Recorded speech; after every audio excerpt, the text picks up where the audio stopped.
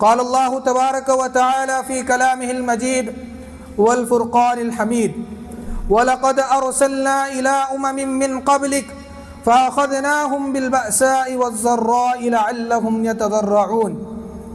وقال في موضع آخر ولو بسط الله الرزق لعباده لبغوا في الأرض ولكن ينزل بقدر ما يشاء إن الله بعباده خبير بصير. محترم حاضرین جمعہ، میرے اسلامی بھائیوں، بزرگوں، دوستوں، ماؤں اور بہنوں، ہر قسم کی بڑائی، بزرگی، برتری یہ اللہ رب العالمین کے لیے لائق اور سزاوار ہے، جس نے ہماری رہنمائی کے لیے اپنے عظیم رسول محمد صلی اللہ علیہ وسلم کو ہمارے درمیان بھیجا، اور درود و سلام ہو جناب محمد رسول اللہ صلی اللہ علیہ وسلم کی ذات گرامی پر کہ جنہوں نے زندگی کے ہر مسئلے کو ہمارے سامنے رکھا اور واضح انداز میں ہمارے سامنے بیان کیا تاکہ ہم دنیاوی اعتبار سے بھی کامیاب ہو سکیں اور اخروی اعتبار سے بھی کامیاب ہو سکیں۔ میرے بھائیوں، بزرگوں، دوستوں، ماؤں اور بہنوں، خطبہ مسنونہ کے بعد قرآن مجید کی جو آیت میں نے آپ لوگوں کے سامنے تلاوت کی ہے، اس آیت کی روشنی میں جو بات میں آپ لوگوں کے سامنے رکھنا چاہتا ہوں وہ صحت اور بیماری سے متعلق ہے کہ نبی کریم صلی اللہ علیہ وسلم نے صحت کے متعلق کیا فرمایا اور نبی کریم صلی اللہ علیہ وسلم نے بیماری کے متعلق کیا فرمایا۔ ہم مسلمان ہیں، مسلمان ہونے کی حیثیت سے ہماری یہ ذمہ داری بنتی ہے کہ ہر مسئلے میں ہم نبی کریم صلی اللہ علیہ وسلم کے احکامات کو جاننے والے بنیں تاکہ ان احکامات پر عمل پیرا ہو کر کے ہم دنیاوی اعتبار سے بھی کامیاب ہوں اور اخروی اعتبار سے بھی کامیاب ہوں، دنیا کی زندگی بھی بہتر ہو اور آخرت کی زندگی بھی بہتر ہو۔ میرے بھائیوں، اللہ نے اگر ہمیں صحت دی ہے تو صحت یہ بہت عظیم نعمت ہے، اور کل قیامت کے دن جن چار چیزوں کا سوال کیا جائے گا، جو چار چیزیں بہت اہم ہوگی، ان کے متعلق ہم سے پوچھا جائے گا، ان سے متعلق ہم سے پوچھا جائے گا، سوال کیا جائے گا۔ وہ چار چیزیں بہت اہم ہیں۔ علم کے متعلق پوچھا جائے گا کہ تم نے اپنے علم پر کتنا عمل کیا۔ مال کے بارے میں پوچھا جائے گا کہ تم نے مال کہاں سے کمایا، کہاں خرچ کیا۔ اور جسم کے متعلق پوچھا جائے گا، صحت کے متعلق پوچھا جائے گا، اور جب تک آدمی اپنی صحت کے سلسلے میں جواب نہ دے اس وقت تک وہ اپنے رب کے سامنے سے ایک قدم بھی ہٹ نہیں سکتا، وہ ذرا بھی ڈھل نہیں سکتا، وہ ذرا بھی ہل نہیں سکتا، وہ ذرا بھی حرکت نہیں کر سکتا جب تک کہ وہ ان چار سوالات کے جواب نہ دے۔ ہم سے چار اہم سوالات پوچھے جائیں گے، چار چیزوں کے بارے میں سوال ہوگا، تو ان میں سے ایک اہم چیز کیا ہے کہ اللہ تعالی ہم سے ہماری صحت کے بارے میں پوچھیں گے۔ اللہ نے جو صحت دی ہے، جو صحت جیسی نعمتیں دی ہیں، اس نعمت کے بارے میں پوچھیں گے۔ صحت بڑی عظیم نعمت ہے، اس نعمت پر ہمیں اللہ رب العالمین کا شکر ادا کرنا چاہیے، اور اللہ سے یہ دعا کرنی چاہیے کہ اللہ تبارک و تعالی تو ہمیں صحیح سلامت رکھ، بیماری نہ دے، یہ اللہ سے ہمیں دعا کرنی چاہیے۔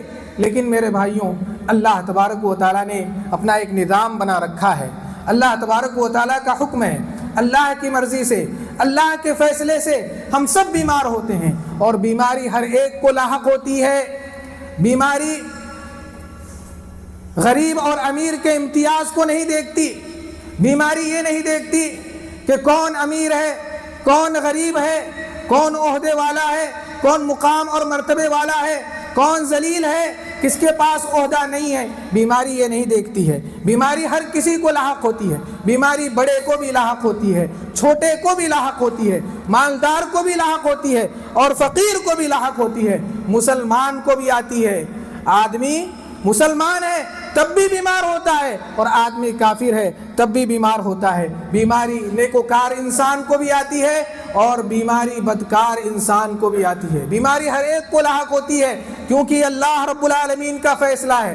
حتیٰ کہ نبی کریم صلی اللہ علیہ وسلم بھی بیمار ہوئے، اور انبیاء کو جب بیماری آتی ہے تو انبیاء کو سخت آزمائش سے گزرنا پڑتا ہے۔ ان کی بیماری بڑی شدید ہوتی ہے، بڑی سخت ہوتی ہے۔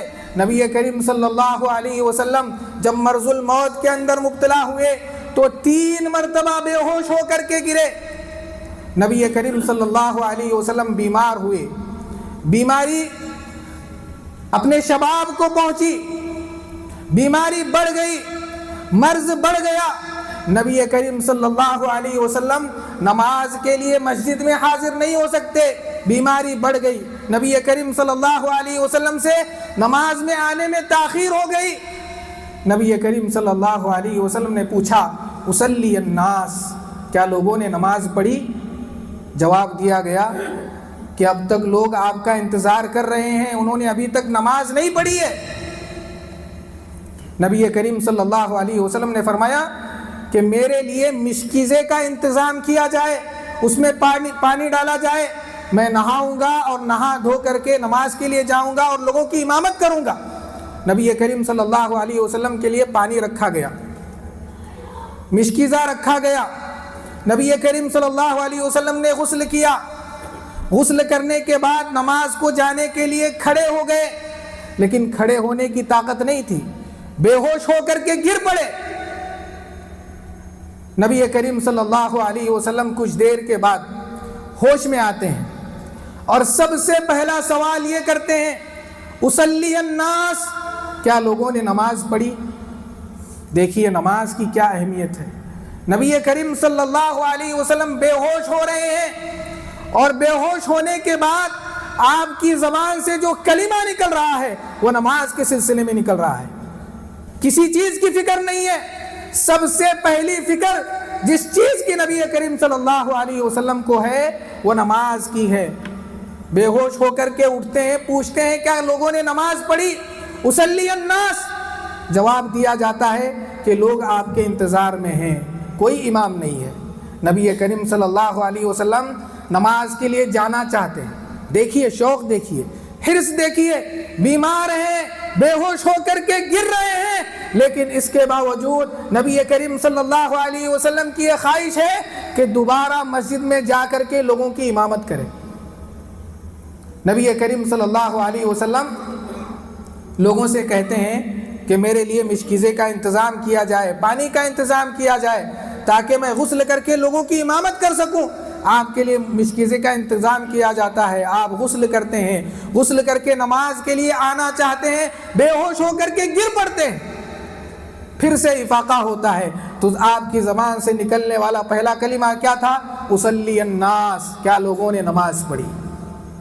پھر سے وہی عمل دہرایا جاتا ہے۔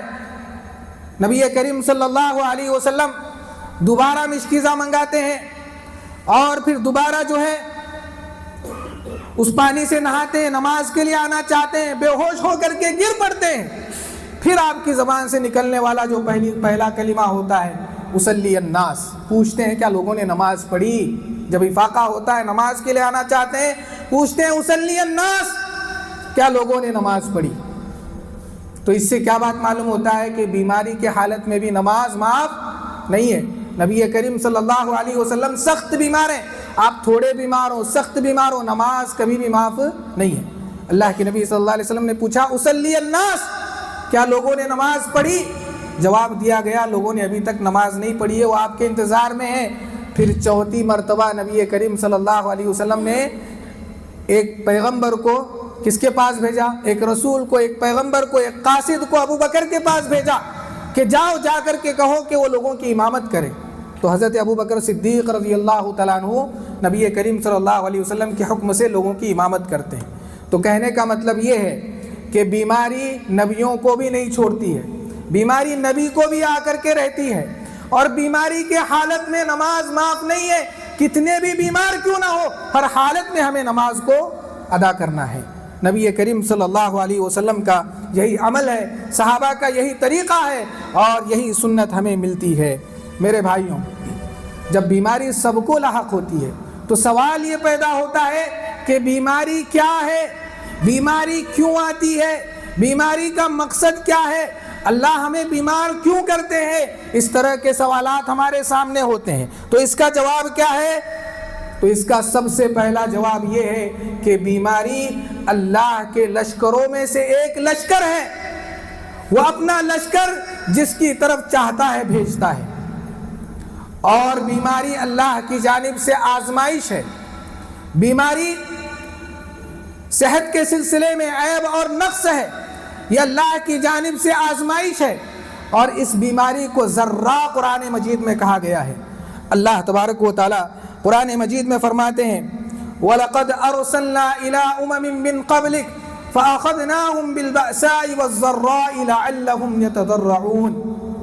جتنی بھی قومیں گزر چکی ہیں ہم نے سب کو تنگدستی کے ذریعے آزمایا ہے، بیماری کے ذریعے آزمایا ہے، صحت کو بگاڑ کر کے آزمایا ہے، تاکہ لوگ اللہ کی طرف لوٹ آئیں، تاکہ لوگ عاجزی اختیار کریں، تاکہ لوگ توبہ کریں۔ تو قرآن مجید کی اس آیت میں یہ بات بتلائی گئی کہ اللہ تبارک و تعالیٰ نے بیماری کو آزمائش بنایا ہے، اللہ تعالیٰ بیماری کے ذریعے لوگوں کو آزماتے ہیں، اور اللہ تبارک و تعالیٰ انبیاء کو بھی آزماتے ہیں، نیک لوگوں کو بھی آزماتے ہیں، فاسق کو بھی آزماتے ہیں، اور ہر ایک کے لیے آزمائش ہوتی ہے، اور آزمائش میں کامیاب ہمیں ہونا ہوتا ہے۔ لہذا بیماری کیا ہے؟ یہ آزمائش ہے۔ بیماری جب آزمائش ہے تو پھر اس کا مقصد کیا ہے؟ اس کا مقصد یہ ہے، سب سے پہلا مقصد کہ ہم توبہ کریں، اللہ کی طرف رجوع کریں، اللہ کی طرف لوٹیں، اظہار عاجزی اختیار کریں۔ کتنے گنہگار ایسے ہیں جنہوں نے بیماری کے آنے کے بعد، بیماری سے شفا ملنے کے بعد اللہ کے سامنے توبہ کی۔ کتنے منہ پھیر کر کے پیٹھ دکھانے والے ایسے ہیں جو لوٹ کر کے اللہ کے پاس آئے صرف اور صرف بیماری کی وجہ سے، اور کتنے کافر ایسے ہیں جو بیماری کی وجہ سے مسلمان ہوئے۔ کیا آپ کو معلوم نہیں کہ نبی کریم صلی اللہ علیہ وسلم کی زندگی میں اس طرح کا واقعہ پیش آیا؟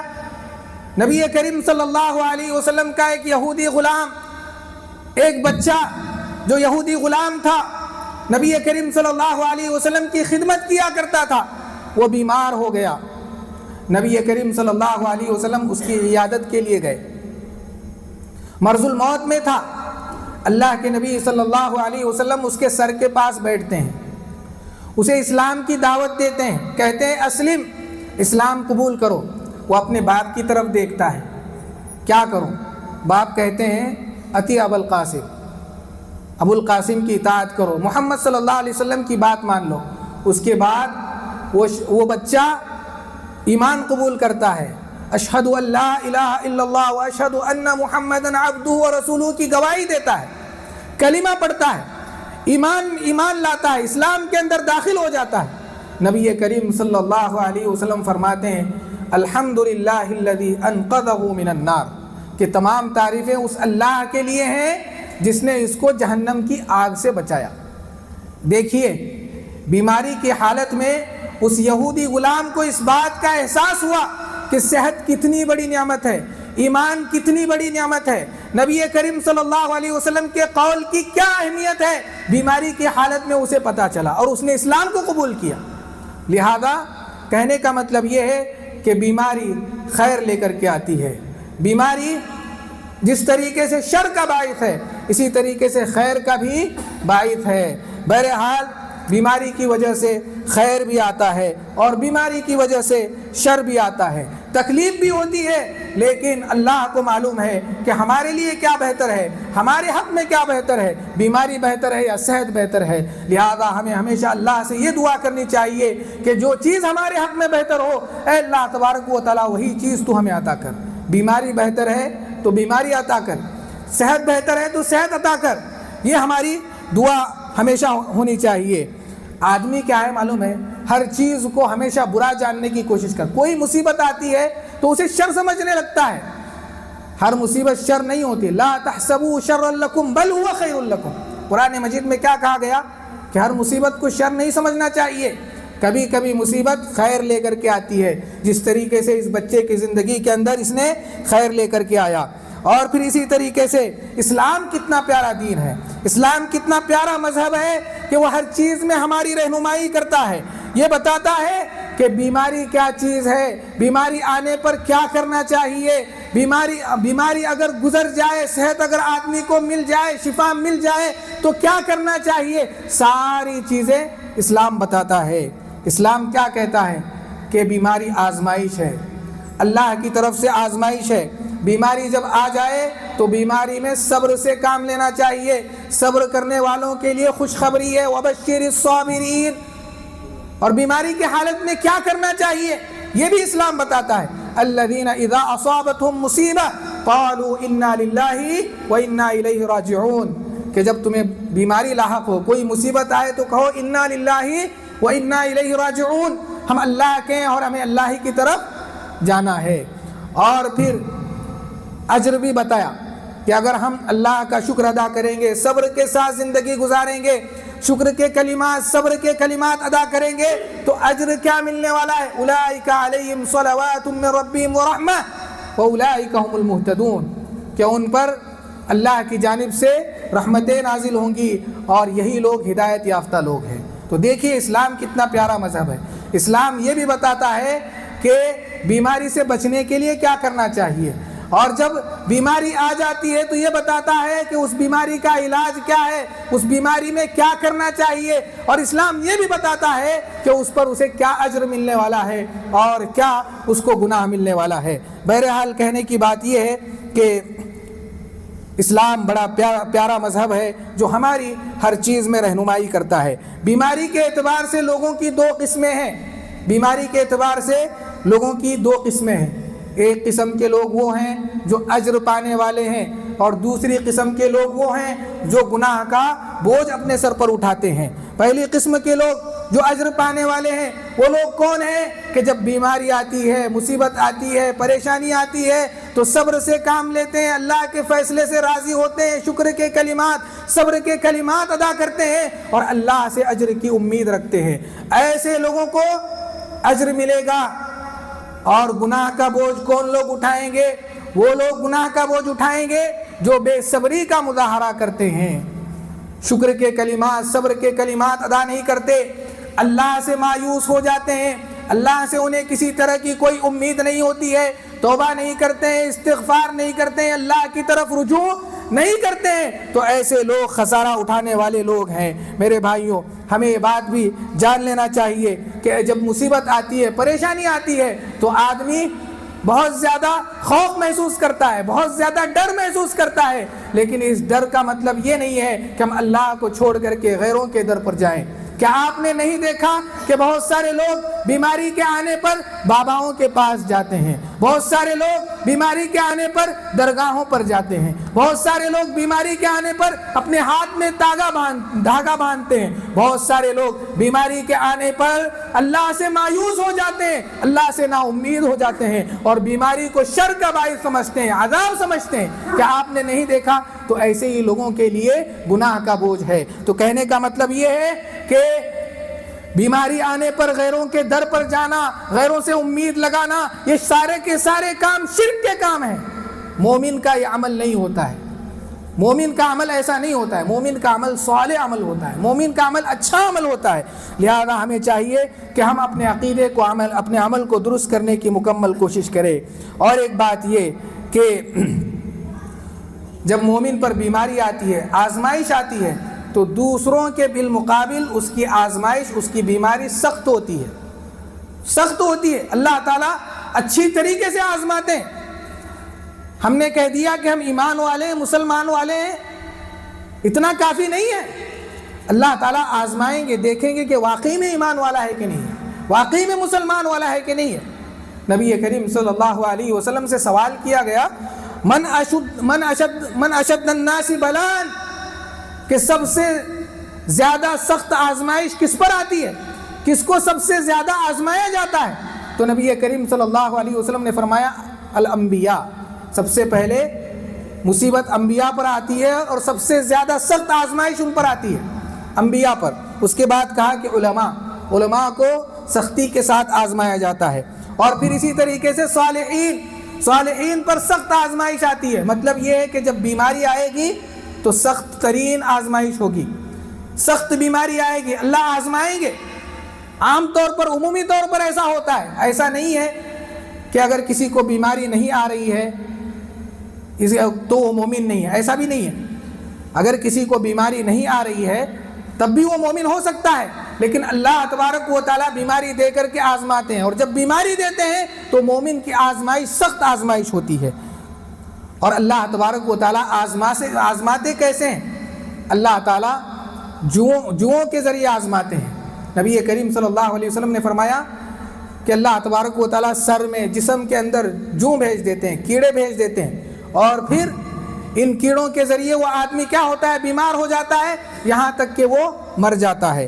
اور پھر اسی طریقے سے نبی کریم صلی اللہ علیہ وسلم نے فرمایا کہ اللہ فقر و فاقے کے ذریعے آزماتے ہیں، اور قرآن میں کیا کہا؟ وَلَنَبْلُوَنَّكُمْ بِشَيْءٍ مِّنَ الْخَوْفِ وَالْجُوعِ وَنَقْصٍ مِّنَ الْأَمْوَالِ وَالْأَنفُسِ وَالثَّمَرَاتِ، کہ ہم تمہیں مال کی کمی سے آزمائیں گے، جان کی کمی سے آزمائیں گے، تمہارے مال کو کم کر کے آزمائیں گے، خوف دے کر کے آزمائیں گے، بھوکا رکھ کر کے آزمائیں گے۔ تو اللہ کی آزمائش کے مختلف طریقے ہیں، اللہ تعالیٰ ہر طرح سے آزماتے ہیں۔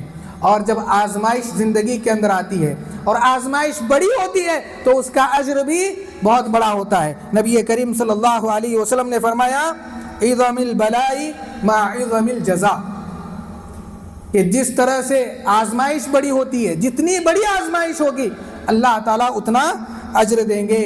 اور کسی کی زندگی کے اندر بیماری آ گئی ہے تو یہ اللہ کے محبت کی علامت بھی ہے۔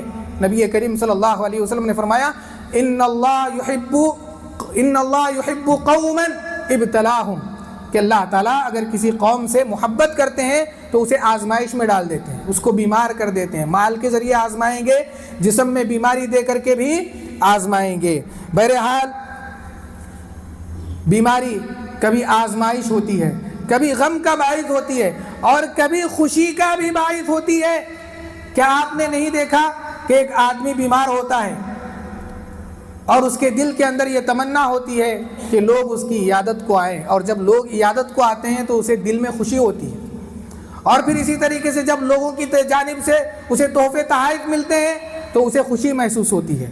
اور مومن کے لیے اس سے بڑی خوشی کی بات کیا ہوگی کہ نبی کریم صلی اللہ علیہ وسلم نے فرمایا کہ بیماری کی وجہ سے اس کے گناہ مٹتے ہیں اور اس کے درجات بلند ہوتے ہیں۔ پیر میں کانٹا بھی چبھتا ہے تو نبی کریم صلی اللہ علیہ وسلم نے فرمایا کہ اس کانٹے کی وجہ سے، اس کانٹے کی چبھن کی وجہ سے اس کے گناہ معاف ہوتے ہیں اور اس کے درجات بلند ہوتے ہیں۔ تو نبی کریم صلی اللہ علیہ وسلم کی اس بات پر وہ خوشی کا اظہار کرتے ہیں۔ بیماری آتی ہے تو ایک مومن کو خوشی ہوتی ہے، اسی لیے کہا جاتا ہے کہ مومن کے لیے مرض بھی نعمت ہے اور صحت بھی نعمت ہے۔ جس طریقے سے صحت نعمت ہے، مرض بھی نعمت ہے۔ بہرحال کہنے کا مطلب یہ ہے کہ اللہ تعالیٰ بیماری کے ذریعے آزماتے ہیں۔ بیماری آتی ہے تو بیماری کے فوائد کیا ہیں؟ بیماری کی وجہ سے ہمیں کیا کیا ملتا ہے؟ نبی کریم صلی اللہ علیہ وسلم نے جو سب سے پہلی بات ارشاد فرمائی وہ یہ کہ بیماری کی وجہ سے گناہ مٹتے ہیں۔ اور گناہ کیسے مٹتے ہیں؟ فرمایا فما سواہ الا حط اللہ بہ سیئاتہ کما تحط الشجرۃ ورقہا۔ گناہ کیسے مٹتے ہیں؟ جس طریقے سے درخت کے پتے جھڑتے ہیں، نبی کریم صلی اللہ علیہ وسلم نے فرمایا اسی طریقے سے بیماری کے آنے کے بعد گناہ جھڑتے ہیں، گناہ مٹتے ہیں۔ اور پھر اسی طریقے سے خصوصیت کے ساتھ نبی کریم صلی اللہ علیہ وسلم نے بخار کے سلسلے میں فرمایا کہ جب بخار آتی ہے تو بخار کی وجہ سے گناہ ایسے مٹتے ہیں جیسے کہ لوہے کو بھٹی کے اندر ڈال دیا جاتا ہے اور پھر اس کی گرمی سے اس کی گندگی کو نکال دیا جاتا ہے۔ جس طریقے سے لوہے کی گندگی بھٹی میں جانے کے بعد نکلتی ہے، اسی طریقے سے مومن بیمار ہونے کے بعد گناہوں سے پاک و صاف ہوتا ہے۔ ام سائب یہ نبی کریم صلی اللہ علیہ وسلم کی ایک صحابیہ ہیں، بخار کی وجہ سے کانپ رہی تھی۔ نبی کریم صلی اللہ علیہ وسلم ان کے پاس آئے، پوچھا کہ تم کیوں کانپ رہی ہو؟ کہا کہ مجھے بخار ہے۔ لا بارک اللہ فیہا، اللہ اس میں برکت نہ دے۔ بخار کے لیے انہوں نے غلط کلمات استعمال کیے، دعائیہ کلمات استعمال نہیں کیے بلکہ بد دعا کے کلمات استعمال کیے۔ نبی کریم صلی اللہ علیہ وسلم نے فرمایا لا تسبی الحما فإنها تذهب خطايا بنی آدم كما يذهب الكير خبث الحديد۔ تم بخار کو گالی نہ دو، بخار کو برا بھلا نہ کہو، اس لیے کہ اس کی وجہ سے گناہ اس طرح سے مٹتے ہیں جس طریقے سے بھٹی لوہے کی گندگی کو صاف کر دیتی ہے۔ اور پھر اسی طریقے سے کبھی کبھی بیماری کی وجہ سے سارے کے سارے گناہ معاف ہو جاتے ہیں۔ کبھی کبھی ایسا ہوتا ہے کہ آدمی بیمار ہوتا ہے اور بیماری اتنی لمبی ہوتی ہے، اتنی طویل ہوتی ہے کہ اس کے سارے گناہ معاف ہو جاتے ہیں اور پھر وہ اس بیماری میں مر جاتا ہے اور اللہ سے اس حال میں ملاقات کرتا ہے کہ اس پر کوئی گناہ نہیں ہوتا۔ نبی کریم صلی اللہ علیہ وسلم نے فرمایا ما يزال البلاء بالمؤمن والمؤمنة في نفسه وولده وماله حتى يلقى الله وما عليه خطيئة۔ نبی کریم صلی اللہ علیہ وسلم نے فرمایا کہ ایک مومن کو، مومنہ عورت کو، مومنہ عورت کو، مومن مرد کو بیماری کے ذریعے آزمایا جاتا ہے۔ اس کے نفس کی آزمائش ہوتی ہے، اس کے مال کی آزمائش ہوتی ہے، اس کے اولاد کی آزمائش ہوتی ہے، یہاں تک کہ وہ اللہ سے اس حال میں ملتا ہے کہ اس کے سارے گناہ معاف ہوتے ہیں۔ تو کہنے کا مطلب یہ ہے کہ کبھی کبھی بیماری کی وجہ سے سارے گناہ معاف ہو جاتے ہیں، اور جب بندہ اللہ سے ملتا ہے تو اس حال میں ملتا ہے کہ اس پر کوئی گناہ نہیں ہوتا۔ بیماری کا ایک فائدہ یہ ہے کہ کبھی کبھی اللہ تبارک و تعالیٰ بندے کے ساتھ خیر کا ارادہ کرتے ہیں۔ جنت میں اسے کوئی اونچا مقام دینا چاہتے ہیں، کوئی اونچا مرتبہ دینا چاہتے ہیں، اور اس مرتبے تک، اس مقام تک وہ اپنے عمل کے ذریعے نہیں پہنچ سکتا، تو اللہ تعالیٰ کیا کرتے ہیں؟ بیماری دیتے ہیں تاکہ وہ اس مقام کو پہنچے، اس مرتبے کو حاصل کرے۔ نبی کریم صلی اللہ علیہ وسلم نے فرمایا ان العبد اذا سبقت له من الله منزلة لم يبلغها بعمله ابتلاه الله في جسده او في ماله او في ولده ثم صبره على ذلك حتى يبلغ المنزلة التي سبقت له من الله تعالی۔ دیکھیے نبی کریم صلی اللہ علیہ وسلم نے فرمایا کہ آدمی اپنے عمل کے ذریعے اس مقام کو نہیں پہنچ سکتا ہے، لیکن اللہ تبارک و تعالیٰ کیا کرتے ہیں کہ بیماری دیتے ہیں، اس پر رحم کرتے ہیں اور اس کے ذریعے سے اس کے گناہ کو مٹاتے ہیں، اس کے درجات کو بلند کرتے ہیں، یہاں تک کہ وہ اس مقام کو حاصل کر لیتا ہے، اس مرتبے کو حاصل کر لیتا ہے۔ بیماری کا ایک فائدہ کیا ہے کہ جب آدمی بیمار ہوتا ہے تو بیمار آدمی سے اللہ قریب ہوتے ہیں، اس پر اپنی رحمتیں نازل کرتے ہیں، اور جو اس کی عیادت کو آتا ہے اللہ تعالیٰ اسے ثواب سے نوازتے ہیں، اور فرشتے اس کے حق میں دعائے خیر کرتے ہیں۔ دیکھیے کتنی بڑی فضیلت کی بات ہے۔ نبی کریم صلی اللہ علیہ وسلم نے فرمایا کہ اللہ تبارک و تعالیٰ کل قیامت کے دن ایک بندے سے کہیں گے کہ میں بیمار تھا، تم نے میری عیادت کیوں نہیں کی؟ مرضت فلم تعدنی، میں بیمار تھا، تم نے میری عیادت نہیں کی، کیوں عیادت نہیں کی؟ وہ بندہ کہے گا کہ اللہ تبارک و تعالی کیف اعودک وانت رب العالمین، میں تیری عیادت کیسے کر سکتا ہوں؟ تو رب العالمین ہے، تیری عیادت کرنے کی مجھے کیا ضرورت ہو سکتی ہے؟ تو کیسے بیمار ہو سکتا ہے؟ سوال کرے گا۔ تو اللہ تعالیٰ اس کو جواب دیتے ہوئے کہیں گے اما علمت انک لو عدته لوجدتنی فی عندی، کیا تجھے یہ بات معلوم نہیں تھی کہ میرا فلاں بندہ بیمار تھا، فلاں بندہ مریض تھا، فلاں بندہ پریشانی کی حالت میں تھا؟ کیا تجھے یہ بات معلوم نہیں تھی؟ تجھے اس کی عیادت کرنی چاہیے تھی، اگر تو اس کی عیادت کرتا تو مجھے اس کے پاس پاتا۔ تو معلوم کیا ہوا کہ جب ایک بندہ بیمار ہوتا ہے تو بیماری کی حالت میں اللہ اس سے بہت قریب ہوتے ہیں۔ نبی کریم صلی اللہ علیہ وسلم نے فرمایا انک لو عدته لوجدتنی عنده، یعنی اللہ اس کے قریب ہوتے ہیں، اللہ اس کی دعا کو سنتے ہیں، اس پر اپنی رحمتیں نازل فرماتے ہیں۔ تو بیماری کی حالت میں بندہ اللہ سے بہت قریب ہوتا ہے، اس حالت میں اللہ سے دعا کرنی چاہیے، اور جو بیمار ہے ہمیں چاہیے کہ ہم اس کی عیادت کریں۔ اگر ہم عیادت کریں گے تو عیادت کا فائدہ کیا ہے کہ 70,000 فرشتے ہمارے لیے دعائے خیر کریں گے۔ اللہ سے یہ دعا کریں گے کہ اللہ تبارک و تعالیٰ اس پر رحم فرمائے، اس کے بھی گناہ کو مٹا دے، اس کے درجات کو بلند کر دے، اس کی مصیبت کو دور کر دے، اس کی پریشانی کو دور کر دے۔ اس طرح سے 70,000 فرشتے ہمارے حق میں دعا کریں گے۔ صلو علیہ 70 ملکا، نبی کریم صلی اللہ علیہ وسلم نے فرمایا صبح میں عیادت کریں گے، شام تک 70,000 فرشتے ہمارے حق میں دعا کریں گے، شام میں عیادت کریں گے، صبح تک 70,000 فرشتے ہمارے لیے دعائے خیر کریں گے۔ یہ معمولی فضیلت کی بات نہیں ہے، یہ بہت بڑی فضیلت کی بات ہے، اس کو سمجھنے کی ضرورت ہے۔ بیماری کا ایک عجیب و غریب فائدہ میں آپ لوگوں کو بتاتا ہوں۔ بیماری کا ایک عجیب و غریب فائدہ یہ ہے کہ ایک آدمی مومن تھا، عمل کیا کرتا تھا، بہت ساری نیکیاں کیا کرتا تھا، صحت میں تھا، نماز کو آیا کرتا تھا، سب کچھ کیا کرتا تھا، لیکن جیسے ہی بیمار ہو جاتا ہے مسجد نہیں جا سکتا ہے، عمل اس کا کم ہو جاتا ہے۔ نبی کریم صلی اللہ علیہ وسلم نے فرمایا کہ بیمار ہونے کے بعد اگرچہ کہ اس کا عمل کم ہو جائے، اگرچہ کہ وہ مسجد نہ جائے، اگرچہ کہ وہ جماعت کے ساتھ نماز نہ پڑھے، اللہ تبارک و تعالیٰ تب بھی اسے اتنا ہی ثواب دیں گے جتنا کہ اسے صحت کی حالت میں دیا کرتے تھے۔ صحت کی حالت میں اگر وہ مسجد کو جاتا، نماز ادا کرتا، یا پھر صحت کی حالت میں بہت ساری نیکیاں کیا کرتا تو اسے کتنا ثواب ملتا؟ اللہ تبارک و تعالیٰ عمل کے بغیر اتنا ثواب اسے دیں گے۔ تھوڑا عمل وہ کرے گا، چھوٹا سا عمل وہ کرے گا، لیکن اللہ تعالیٰ اسے اجر بہت بڑا دیں گے۔ تو معلوم کیا ہوا کہ صحت کی حالت میں ہمیں عمل کرتے رہنا چاہیے، نیکیاں کرتے رہنا چاہیے، اور بیماری کی حالت میں اگر کچھ کمی ہو جاتی ہے، کوتاہی ہو جاتی ہے تو اللہ معاف کرنے والا ہے، اللہ غفور الرحیم ہے۔ اور پھر اسی طریقے سے ایک فائدہ بیماری کا یہ ہے کہ اس سے اجر بہت ملتا ہے، اجر بہت ملتا ہے۔ کتنا اجر ملتا ہے؟ نبی کریم صلی اللہ علیہ وسلم نے فرمایا کہ اہل عافیت کل قیامت کے دن تمنا کریں گے، یعنی جن کو کوئی بیماری نہیں آئی تھی، جن کو کوئی بیماری لاحق نہیں ہوئی تھی، دنیا کے اندر آرام کی زندگی جی رہے تھے، عیش کی زندگی جی رہے تھے، صحت ان کے پاس تھی، سب کچھ تھا، عمل ان کے پاس نہیں تھا، ایمان ان کے پاس نہیں تھا۔ جب ایسے لوگ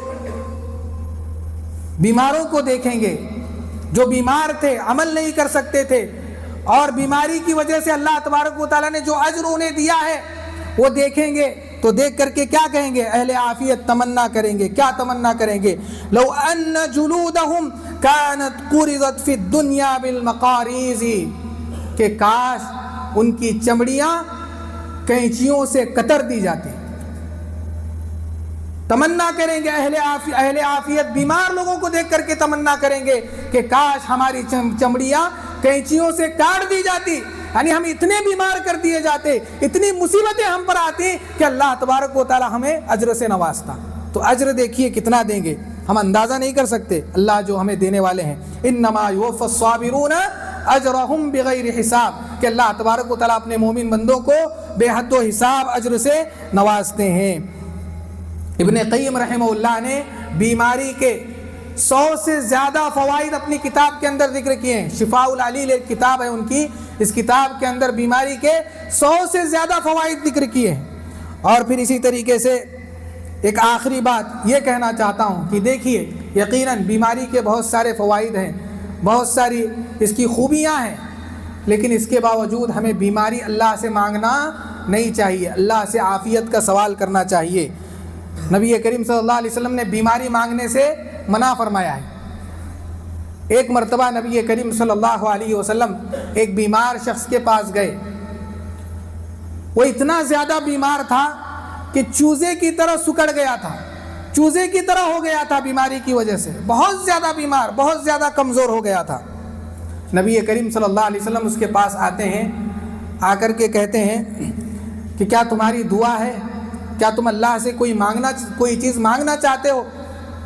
تو اس نے کیا کہا پتہ ہے؟ اس نے کہا، کیونکہ اسے بیماری میں اللہ کیا اجر دیتے ہیں، کیا بیماری کے فائدے ہیں، ساری چیزیں معلوم تھی، تو اس نے کیا کہا معلوم ہے؟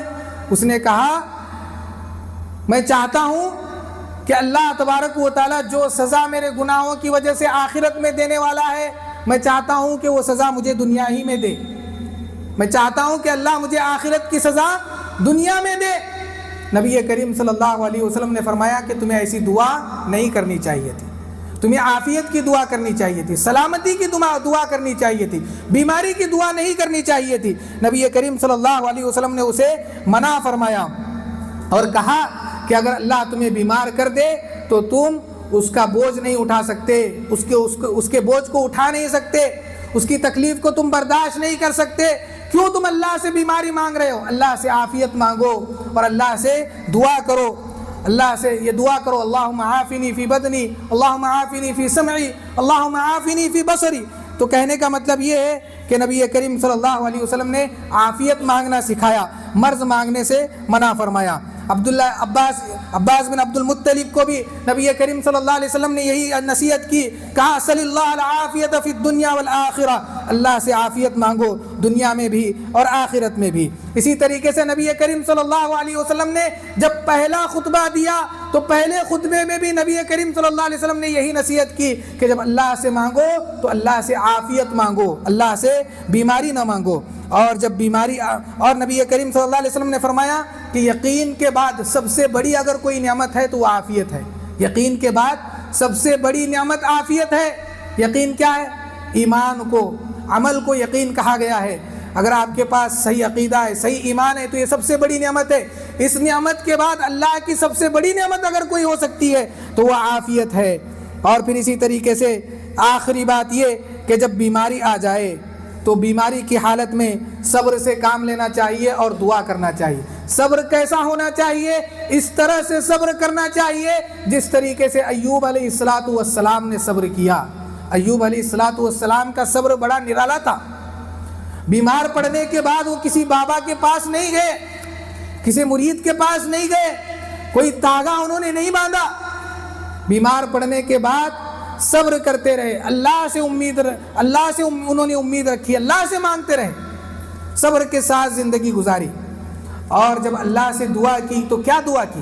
انی مسنی الضر وانت ارحم الراحمین، تکلیف مجھے پہنچی ہے اور تو ارحم الراحمین ہے، مصیبت مجھے آئی ہے، بیمار میں ہوا ہوں لیکن تو ارحم الراحمین ہے۔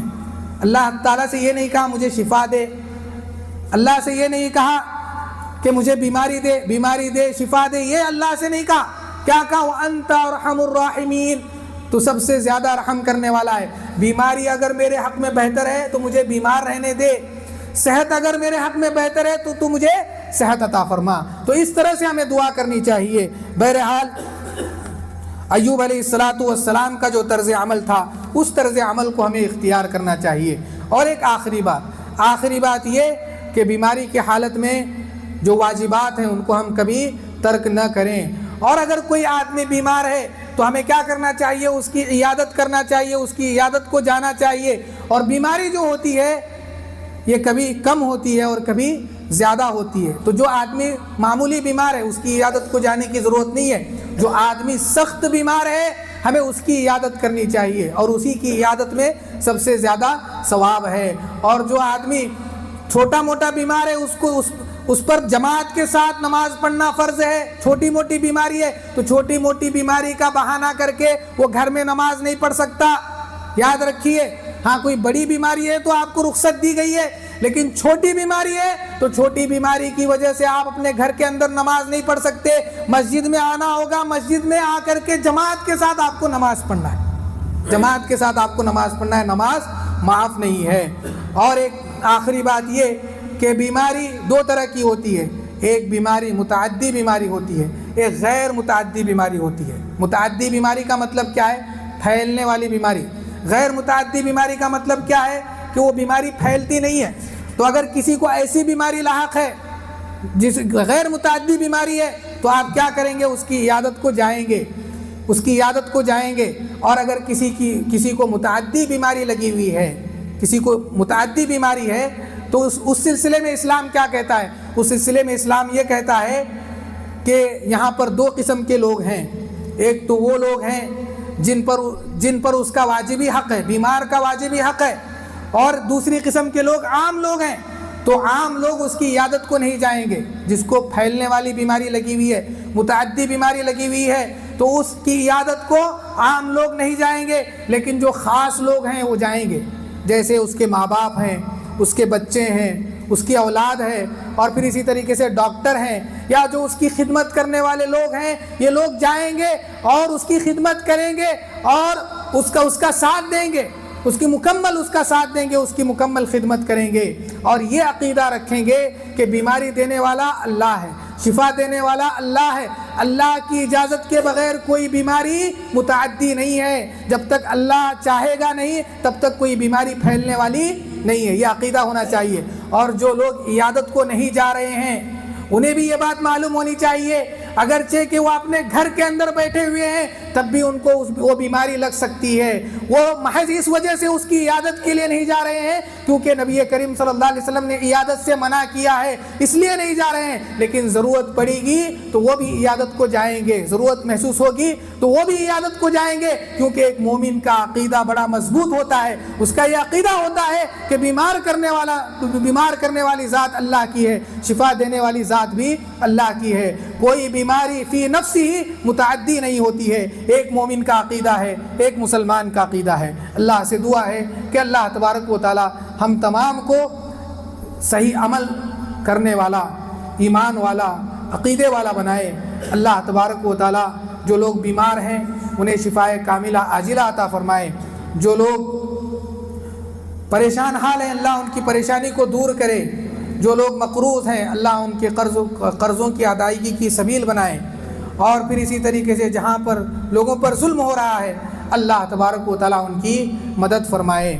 اللہ تبارک و تعالیٰ خیر کے ساتھ زندگی گزارنے والا بنائے، دنیا کو بھی بہتر بنائے، آخرت کو بھی بہتر بنائے، ایمان پر خاتمہ فرمائے۔ سبحان ربک رب العزت عما یصفون وسلام علی المرسلین والحمد للہ رب العالمین۔